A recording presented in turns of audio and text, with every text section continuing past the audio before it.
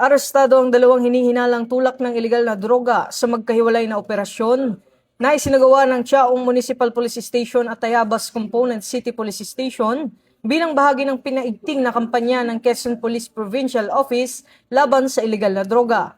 Ayon kay Quezon Police Provincial Office Director Police Colonel Romulo Albacea, nadakip sa barangay Lusacan, Chaong ang sospek na si alias Doroy, 53 anyos, kung saan nakumpiska ang tinatayang 1.25 grams ng hinihinalang shabu na nagkakahalaga ng 25,500 pesos. Samantala sa barangay Kamaysa, Tayabas City, naaresto rin si alias Macho, 45 anyos, kung saan na-recover ang humigit kumulang 1.2 grams ng hinihinalang shabu na may halagang 24,280 pesos. Nahaharap ang dalawang sospek sa kasong paglabag sa Republic Act 9165 o Comprehensive Dangerous Drugs Act of 2002.